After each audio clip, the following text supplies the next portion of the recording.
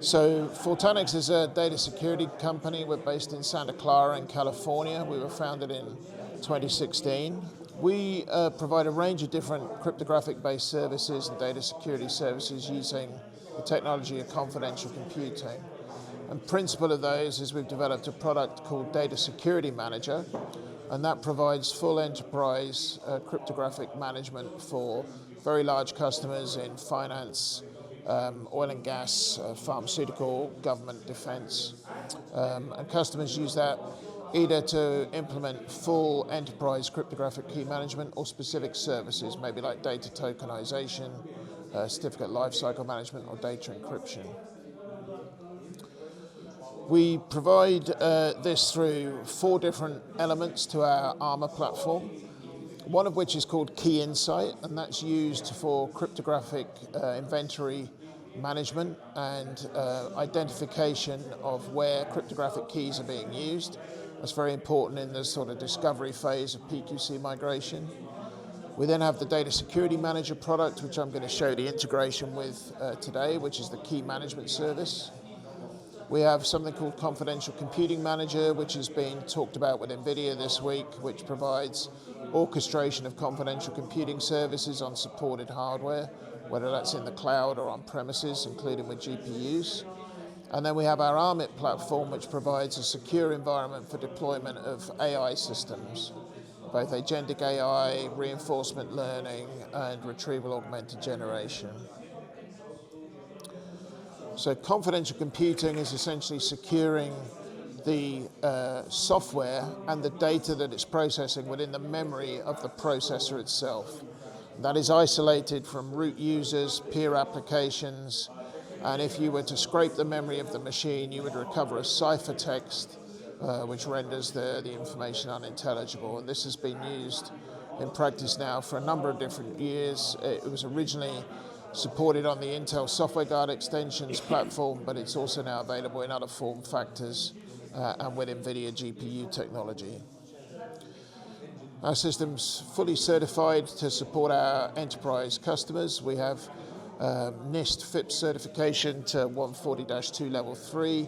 140-3 level 3 certification is in process with post-quantum algorithms. We're PCI DSS compliant, etc. So our customers use us in a range of different industry environments to provide compliance and auditability for their cryptographic use and data management. What we've been doing with our Data Security Manager tooling is implementing new features to support post-quantum cryptography and next-generation HSM delivery, which includes crypto agility, which we spoke about this morning, with very fine-grained policy controls, including quorum approvals, very discrete separation of duties, policy auditability, and fine-grained logs. So one of the issues with legacy HSMs is that they're typically quite difficult to upgrade when you want to make changes. So as algorithms change, for example, or your cryptographic demand changes, our system is based in software, so it scales linearly using a clustering-based algorithm. And equally, we can implement things very quickly in software, and we can enable customers to deprecate things very quickly in software. So the next generation HSM really features 2 key elements, which is data encryption. We're integrated with all of the standard enterprise databases, for example, for you to encrypt your data locally at rest. And then enterprise key management in order to implement post-quantum cryptography and legacy cryptography for the time that it's rendered as applicable. So what is the next generation HSM? Well, it's a modern architecture. We're basically a cloud-native service, so we're supported with REST APIs. All of our REST APIs are published on our website. It makes us very easy to integrate with and connect to. We have extensible APIs. You can configure your own APIs through things like plugins, so you can build your own custom logic over your cryptography. And we have the operational agility that we know that the post-quantum era is going to require. So for enterprise key management, we provide full lifecycle management of keys, different cryptographic services. You can consume that through a common interface and that all of this can be implemented programmatically as well as through the interface in terms of configuration. We have over 100 integrations, and a number of major cybersecurity companies use our services to underpin their own backbone. So we've got very extensive integration expertise with the different services that a typical enterprise would want to be working with in terms of their service providers and their underlying technology. So we've integrated the QRNG to provide quantum entropy as a service, and that's what we're going to talk through. Essentially, we're consuming that via an API, and in the demonstration that I'll provide, we have a quantum random number generator at the Quantum Dice offices down the Botley Road, stone's throw from here.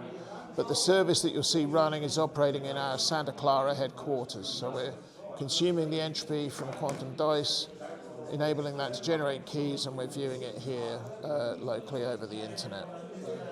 And this can then be fed out via an external API to downstream client services, for example, network devices that need a ready source of entropy from a trusted endpoint. And that's how we actually came to be involved with quantum entropy about 2 years ago. We're using the Palo Alto Open API standard that was published in February. And one of the advantages that has is it enables you to integrate metadata along with the entropy packet.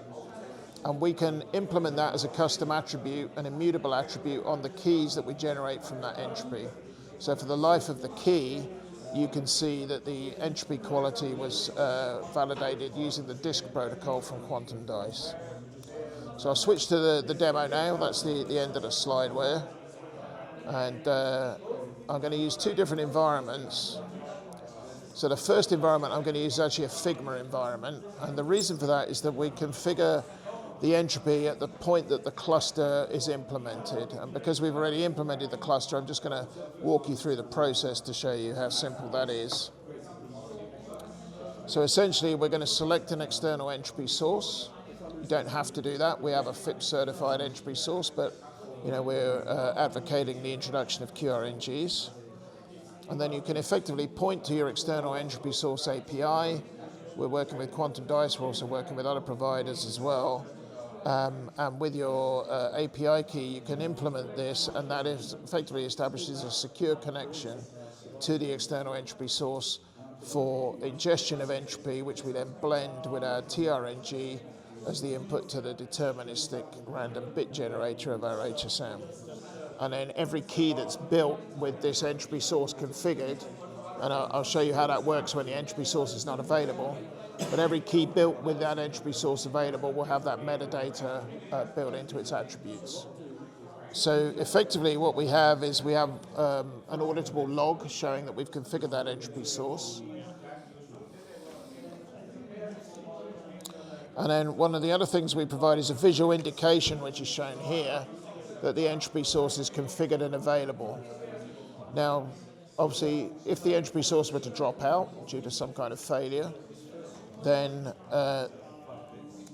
what we do is we make clear that that's not available at that point. And that would be the point that where you are generating keys at that point, you'd be falling back to the standard entropy source validated by FIPS that we already have within our system. And in that case, you wouldn't have that metadata within the key. So it enables you to have continuity of service, so you don't lose the ability to generate keys, but you'll be able to distinguish which keys we're using the entropy source. So that just shows how we configure the cluster. And then what I'm going to do now is switch to a live environment where that cluster has already been configured. So this is an instance of Data Security Manager that's running in Santa Clara. And if I go to security objects, which is effectively cryptographic keys, I won't take you through the process because it's a bit long-winded, but basically I've generated some keys today, including one in the last demo session, an RSA 4096 key. And then what I can do is if I switch out to, I'll just go into security objects actually. And if I go to generate an object and give it some arbitrary name,